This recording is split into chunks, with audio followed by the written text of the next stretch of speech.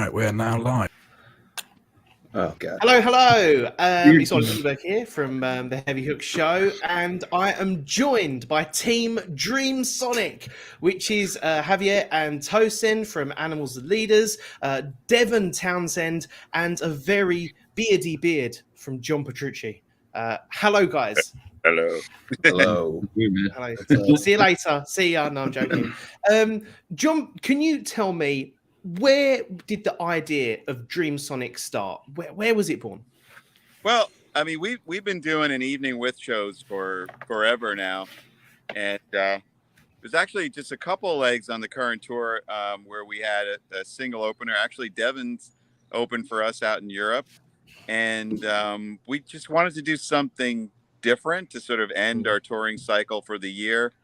And so this idea of doing a traveling festival, you know, kind of like Family Values or Gigantor or something like that came up. And I think it's just like serendipitous that these guys were looking to tour this summer. And, you know, we wanted to bring together like the best representation of prog metal out there. And this is like a killer bill. I can't believe we put this together.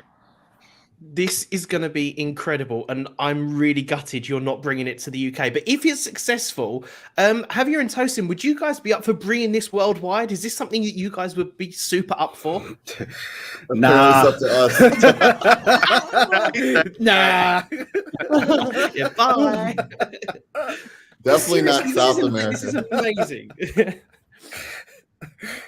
I love the idea, and I mean, we'll see how John and the crew feel post tour. But I mean, this is a pretty heavy hitter tour. I mean, talking about Family Values, I think in one show we probably do more notes than the entire Family Values tour. Good point. Good point. Amazing. Devin, you've definitely got the nicest background. I mean, second, obviously, you know, mine's not too bad, but yours is very, very nice.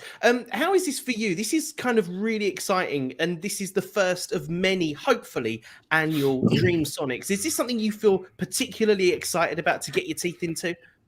Yeah, well, of course, man. I think a lot of it for me is personality based as well. Like, all of us have been doing it for so long that I think what defines a tour that's going to be successful in my mind is just no drama. And if you've got a bunch of people who have been doing it for as long as we all have, that are, you know, reasonably comfortable with each other, I think that says a lot about what it can bring to an audience as well. Like, I think that translates pretty well.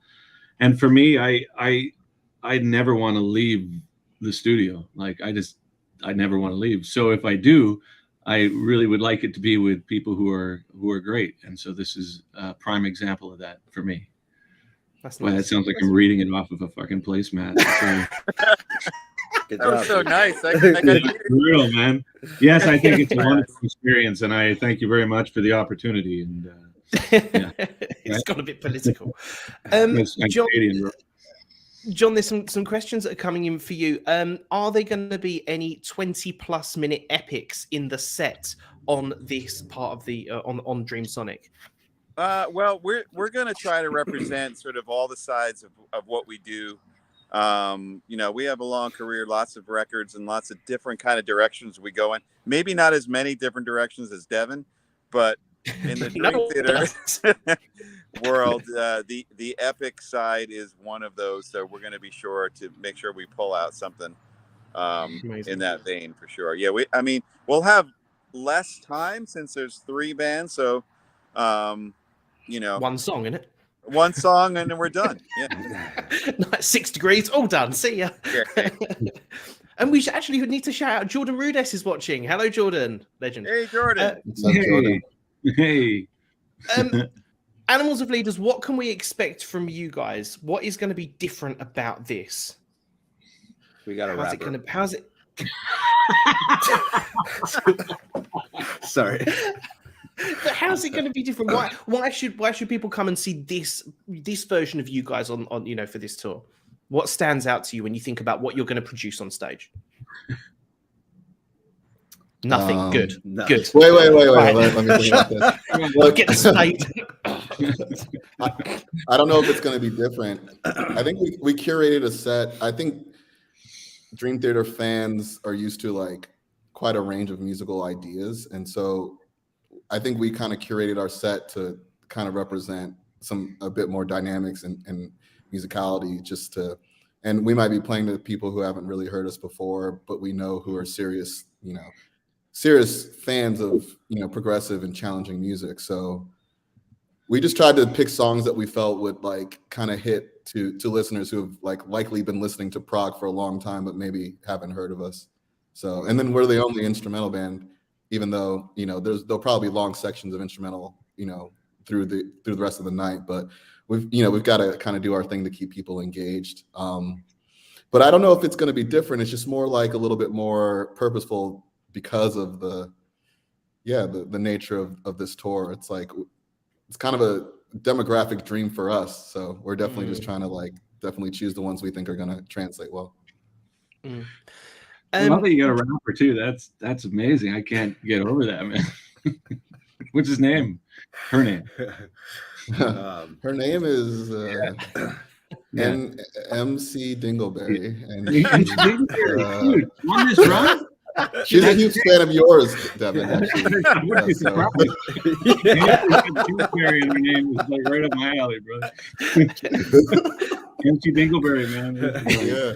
Something tells me this is going to be a really fun tour. Raps and acapella. I want to come. I want to come so bad. I'm so jealous. I want to be part of this. This is great. I just want to tape that and play it back to you over and over again. Oh my god. Okay. You're such a dick. It's unbelievable, man. Unbelievable. Yeah, but this is a tour you should fly. I feel like it's worth booking a flight for. Okay. So keep that in mind. Absolutely. Well, John Petrucci's got a massive swimming pool there, so he can definitely afford my ticket. Come on over. Yeah, okay. It's done. Devin, one of the questions for you is, what do you do during your downtime when you're not playing, in between, being on the road, in between shows? This is one of the questions that's come through. What do you do? Downtime. There's no downtime, dude. Like I don't even think it's a fear of death as much as just I really enjoy doing what I do. Like I love it. And I've got a ton of ideas, but I've also got like a family, and I love taking it easy too. I love chilling out. And so I guess that is I like yard work. I like gardening. Yeah. We pulled out like Morning Glory. It's like if humanity died next month, which is not entirely off the table, I think it would take 4 months for the entire planet to be covered with blackberries and Morning Glory. So it's like Sisyphus, where you're constantly having to push that rock up the hill, except with berries. Yeah, so I do like yard work. And, everyone's just like, where is this going? I like food a lot. And I like organizing cables, and I really try to keep everything sort of ergonomically more and more refined. So when I do work, I don't have to spend more time than I need. I can just kind of fly through it. So yeah, blackberries and dingleberries. That should be the name of your next album, Blackberries and Dingleberries. Hey, John, do you have a home studio? Well, here's the sad story about my home studio. Oh, Christ. I started to build it many years ago, and I got to a certain point, even had these awesome blueprints and everything, and then slowly but surely started to kind of use it as storage. and then the band just in the last few years built our own studio that's only like 20 minutes from my house. And it's awesome. So my motivation for finishing mine kind of dropped. You'd laugh if you see like my sort of writing tour prep area. It's like an unfinished room with like cables hanging, with like guitars and storage. I'm just like sitting in like a little corner. You have like a soundproof storage room. Yeah, exactly. Like 3 feet walls. Yeah, you can't hear people scream. So I don't know. So it's like it's a kind of place where we look when it's like, hey, where did you put that that thing? Oh, it's probably in the studio, and it's always quotes. Studio. Yeah, I think that's a cool vibe though. It reminds me of like before your band was like maybe a thing, like the space you were in to write all these. So I don't know, maybe that's kind of cool. Maybe that's what makes me feel comfortable. It's like I could finish it, but I just don't. You know, it's just like this unfinished space. And it's like pragmatic, man. It is. It gets more and more cramped. I have the smallest. You know, it's like the total opposite of what Devin is sitting in right now, basically. Nice. Yeah, but you probably got a social life, you know.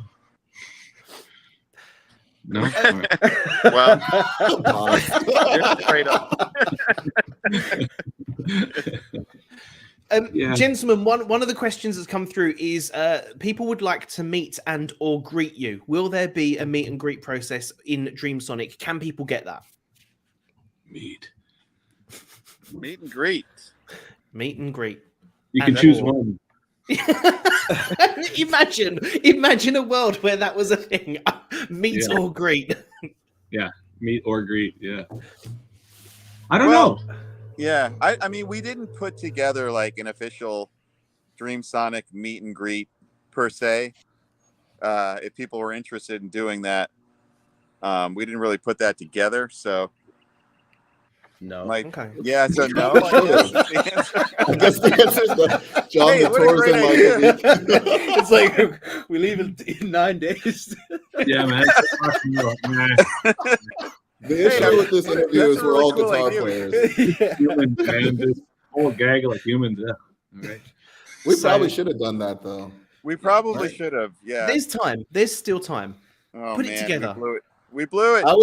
Me and Javier were at a John Petrucci meet and greet probably in like 1999 or something at Washington Music Center. Wow, that's amazing. That's so awesome. Yeah. Wow. So, full circle. That's crazy.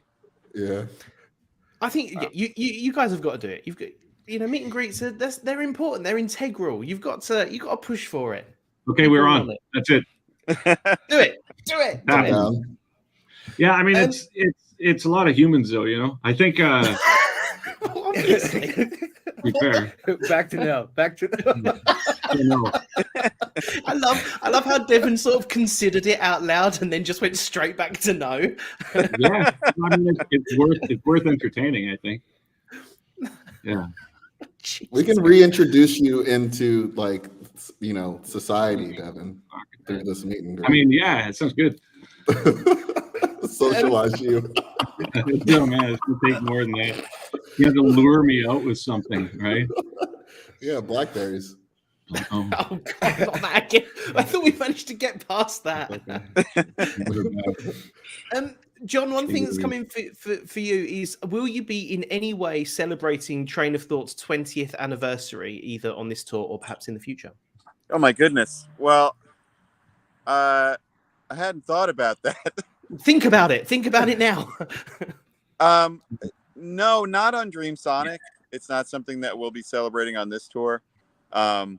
It's interesting with the anniversaries. We have 15 albums out now, and it'd be very easy to kind of every tour just do an anniversary tour for a certain album. As fun as that sounds, we sort of pick the ones that we want to give tribute to, and so far we've done it with Images and we've done it with Scenes, which are two of our kind of impactful albums. So yeah, I mean, who knows, on the next tour maybe we'll give it some attention, but there's no plans on DreamSonic or in the near future to do any sort of anniversary tour for that record. That was a fun record to make though. So just for my understanding, there's no meets or greets. There's no 20th anniversary. Man, come on. This is not going well, John. This is turning out to be horrible. Yeah, please come to this show. We won't play this album. Dude, I like the interview tactic. It's like, is this not cool? I don't like any of this. Fuck you guys. We're supposed to be promoting the tour, Ali. You realize that, right? Let me ask some questions. You realize the whole purpose of it. I think he's going to vendetta. Right, I'm literally working with the ingredients I've got here, guys. All right, so okay, so tell me something that where would you like DreamSonic to be in, say, the next 2 or 3 years? It's starting, obviously, just just a handful of dates, so to speak. Where would you like to see it grow to? I mean, this is where I see it. I think it's the type of thing that we could do at any time and at any anywhere in the world. So, it's this is the inaugural tour, the inaugural run, and it's going to be awesome this summer. It would be hard to say right now, oh, it's going to be every year or it's going to be every 2 years. It's something that we can sort of pull out at any time. It's going to be interesting to see how people receive this. I'm not sure if we're going to sell any tickets because of this interview, but we're hoping it's going to be great. John, don't hold back. Say what you really think. But Tosin, actually, interestingly, you said about you met John in the 90s at a show or a meet and greet. Is it really, really strange that you are now going to be playing these shows with somebody who you obviously idolized and back in the day, and now you're doing these shows with him and Devin? Yeah, funnily enough, I mean, the answer is yes. I mean, John and I have kind of done things together over the past few years, but he's one of my personal heroes, and Animals as Leaders is like directly influenced by a lot of stuff. Devin too. Hob, do you remember? All right, Strapping Young Lad. I remember I was like in the 10th or 11th grade, and it was like, did you show me Strapping Young Lad? Yeah, I remember exactly where I was when I first heard Strapping Young Lad. I was like 16 years old. I was in my first band's rehearsal, The Basement. It was on the radio in Baltimore. Oh, really? Like okay. The story behind how this was shown to me, Devin, is that you had gone insane, and this was like the musical somehow record of this guy who had lost his mind. Wow. Yeah, man. You might as well document it. What is it? I think you got to document it. I think that's your whole objective as an artiste, is to just document it. It's like, well, I guess this is where we are now. We're fucked. So here's I mean, true or not, that's what I decided it was. Like, all hail the new flesh. Like, this is just like a storm. But yeah, look, it's me and Javier have similar influences. Devin and Dream Theater being two of them, and it's really cool to be like sharing the stage with them. It's definitely like, I think every band has a list of bands they'd love to support and play with, and Dream Theater's been on that list for a long ass time. So it's cool to like hit the States with them and do like a bunch of shows. We've been wanting to do this for a while, so it's gonna be sick. It's gonna be sick. Yeah, I started playing extended range because of John. Oh wow. The music video for what was the first single off of the second album? For Live. Is that for Live. Yeah. I saw the 7-string and I was like, what is that? And quickly I went to steal some money from my parents, and I went to the Washington Music Center and I put a 7-string on layaway. Wow. So that is so cool, Javier. I tell this story a lot, but that song, I had never played 7-string before, and it was a Vi model, like Gem 7-string. I got it in the studio, and we were writing for the Awake record, and we started writing. The Mirror was the first thing that came out, and that was like the single that was part of it. But I'm looking forward to touring with you guys. Devin and Dream Theater had an awesome tour together in Europe, and that was so amazing. But you guys, we've only played a couple of shows here and there, and right? So we've never actually done a full tour together. Yeah. It's going to be so awesome, man. So this is a first. This has never happened before. And this is why people need to grab tickets to this event, because it is just going to be, it's an exclusive. This hasn't ever happened before. It must be so exciting for all of you guys to, be playing together and to be doing this. And I think it's fair to say that after the tour, it would be great to see you all collaborate in some sort of musical venture. I'm just going to throw that out there, just personally. I'll be like, yeah, guys, just do it, just do it. Devin, can There you you go. rap? You didn't hear you. I said, can you rap? My name's Rapping Devin. I'm here to say. Don't do it now. Don't do it. I'll be really good. Oh boy. Yeah, I'm a rapper. No. That's I'm off a the dome. poet. That's off I the didn't dome. even dude. think I was one. No, I'm a pretty good rapper, man. I don't like bragging, but I can. Okay. I I can. don't know why, carry but I believe things you, down. bro. Yeah. How You long can't is grow like? beard, right? Yeah. What's that? Oh wait. Go on. Sorry. I heard No, you no, can't grow beard either, Tosin. Like Javier was saying, it's like Yeah, got- this is That's I this three is look years. it, man. can't even I do mean, that. it's John, all right. don't. That's gloating, and that's uncouth. This is man. 2 days of growth. John hasn't shaved in 2 days, and this is Yeah, exactly. Yeah. Tosin my hasn't joke, shaved in Tosin. 3 years. Like we play in our bed too.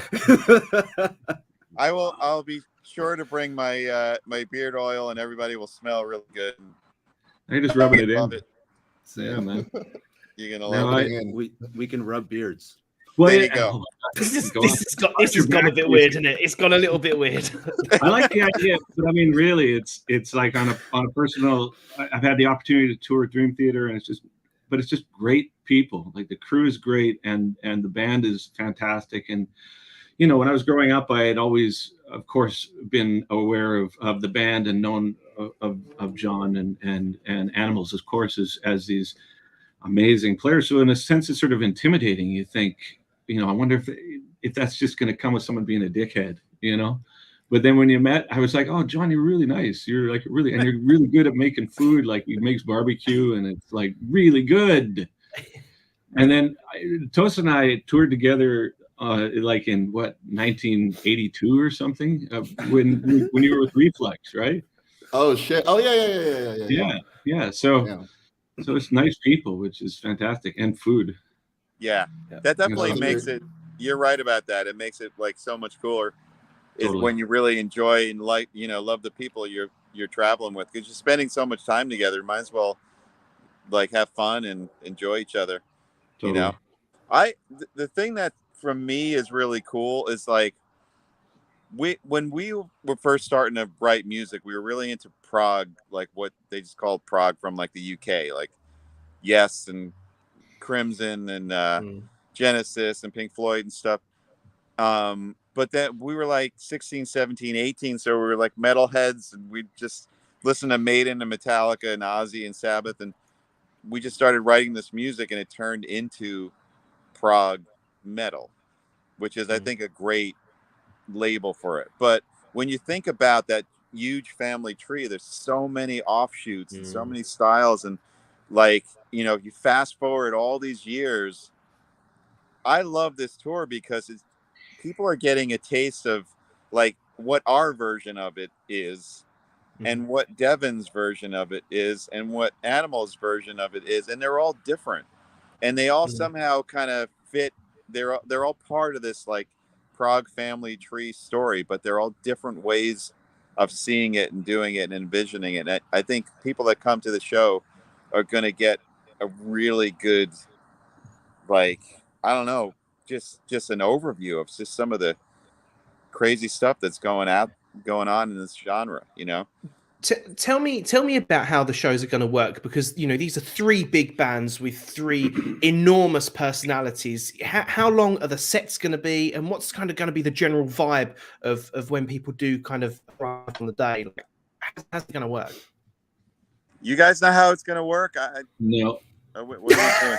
I heard we're headlining every night. I don't know. That is true. Yeah, you got like 3 guitar players here, basically. Like we just show up, dude. It's like, That's actually is my amp on? Am I in tune? no. Gee, No, but go ahead, John. No, you go. Go on. I'm talking too much. Too much. Well, it looks like everyone gets a decent set length. I don't know how long the Dream Theater set is, but we're pretty stoked. We get to play like pretty close to what we would do in our own headliner. Wow. So I think it's good that it's I think it's good that it's not too many bands because each band gets an opportunity to really like Yes. play a good amount of material. And then, you know, all these questions about the extras, it's like, just coming to see any one of our bands low-key is kind of there's a lot going on at baseline. So, Yeah. For me, so I think it'll be good. For me, I think it's super cool to like have the I mean, it's just like a heavy hitter, show. It's like the opening band, which is Animals as Leaders, is there's gonna be it's pretty, impactful, even just knowing our set list. We're coming in hot, if you will. But I think it's the same thing for every band. There's no. It's I don't know. It's just heavy hitter. It's gonna be sick. I mean, it's to all the guitar, music nerds, fans out there. It's like, I mean, if I was a kid seeing this show, I'd have been stoked out of my mind. For sure. Yeah, it's an amazing Totally. lineup. And- I'm gone. Yeah, and I like what you said too. Like, what was important for this is that every band had a decent amount of set time to play, because it's like, you guys don't want to come on and you're like up for a half hour. I mean, that's not, you got goods, and so I'm really psyched about that. It's a really complete show. Oh, well, I wish you would just bring it over here. I'm so sad. You've got Okay, to. we'll meet and greet. We'll do it with meet and greets. We're starting in- Yes. We'll do it, meet and greets. Where do you live? What's your town? Where do I live? Yeah. I live in a place called Essex. Where? Okay, that's the first show, actually. Okay. And meet. Yeah, Lives in the Shire. Oh, that's good. and that's where good. we're recording a compilation record of all three bands, like in the same town.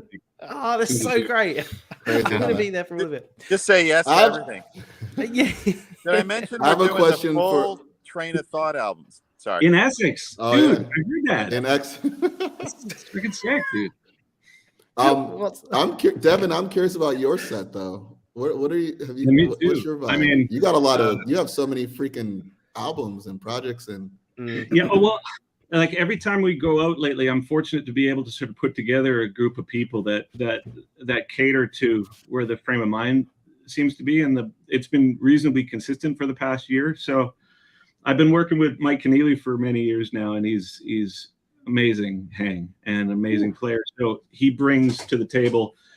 You can sort of put all the hard parts onto him, you know what I mean? And then drummer and bass player are fantastic players as well. And I think and I'm sure you would agree that there's certain songs that you have an assumption would work live, and then you spend all the time putting it together and learning it, and then it just keeps getting worse reaction over the night. Yes.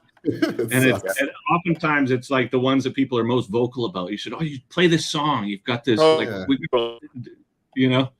got this one song that's like 20 minutes long, and everybody is like, well, you should play that. And anytime I've made an attempt to do it, that sort of material, it's the one that everybody's kind of looking at their watch halfway through. So I think that for me, a lot of it comes down to a bit of everything, a bit of what songs I know work, what songs seem to cater to the personalities that we're fortunate enough to be involved with. And I think that, and I may be wrong, but although Dream Theater, Animals as Leaders, and myself are all technically under the same umbrella, the audience crossover, I think this is an opportunity for those crossovers to start to mingle.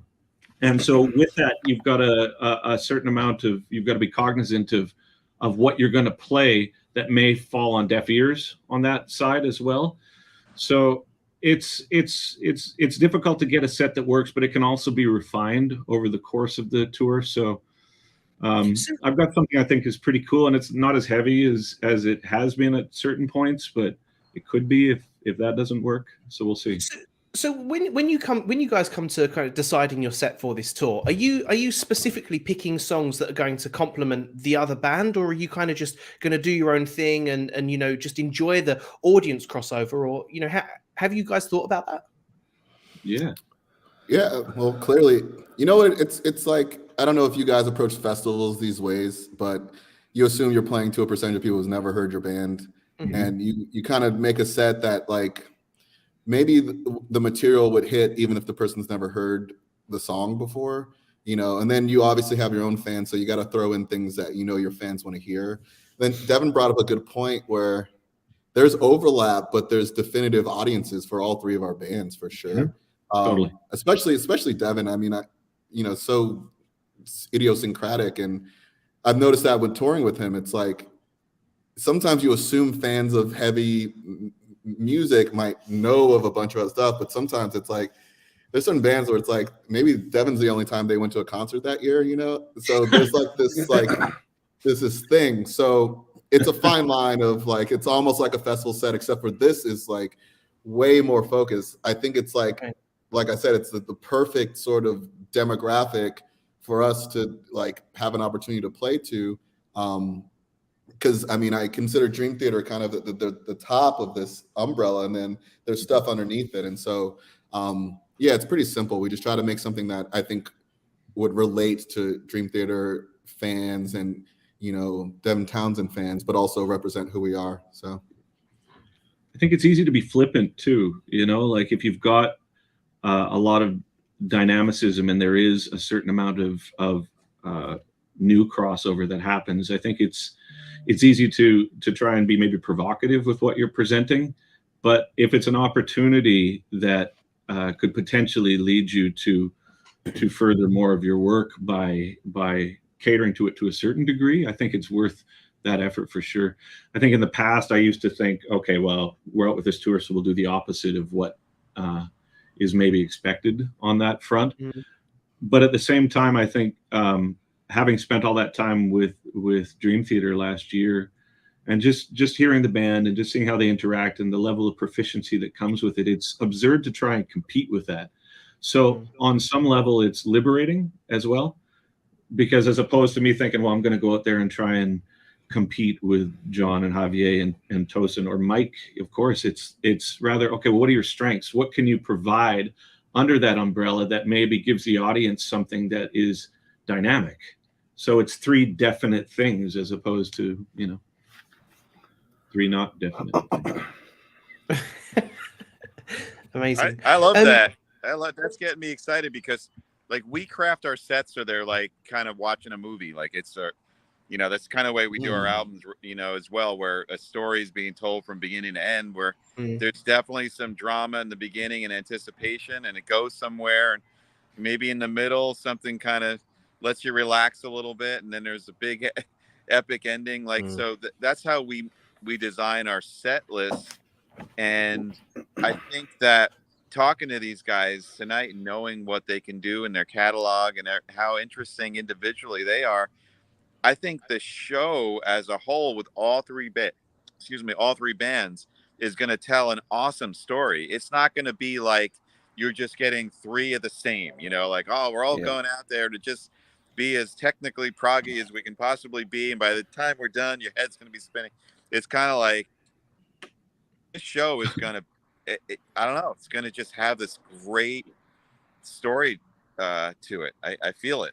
I feel it happening. I think it's going to be very dynamic and very interesting from the first note of the show to the last. You know, it's I'm getting excited. We should do a meet and greet or something. if I may as well, I think that the genre itself of, I guess, prog metal has a certain amount of gatekeeping within each branch.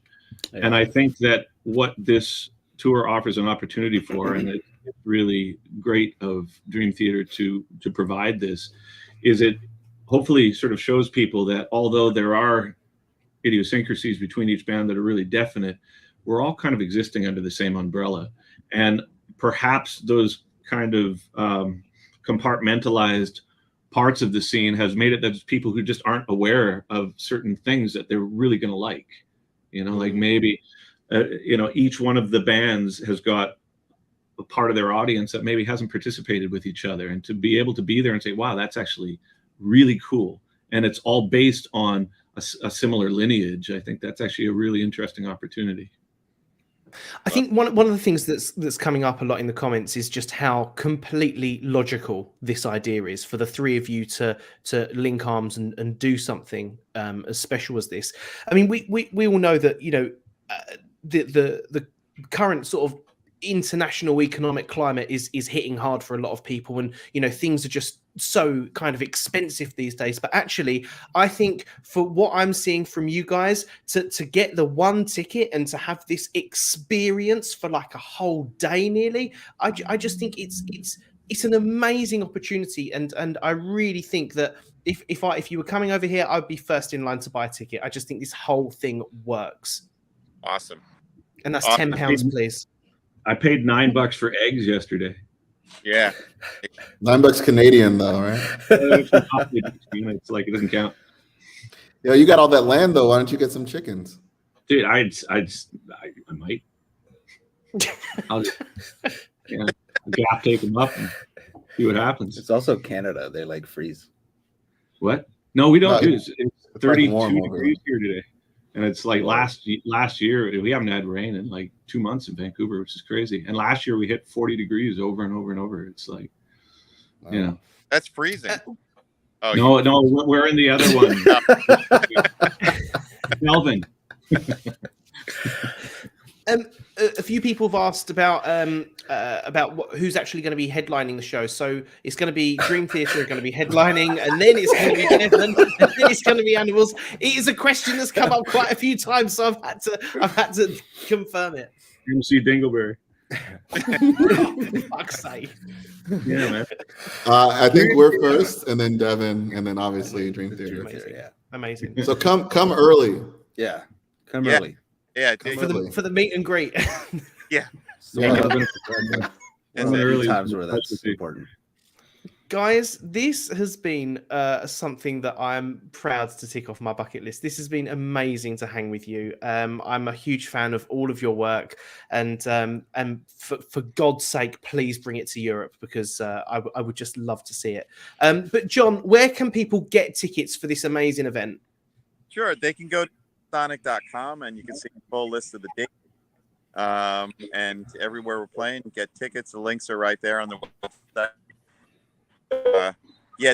This isn't a tour where there's like an opening and then this is just three bands, touring together, playing together. You're going to want to be there from the very first note to the last, for sure.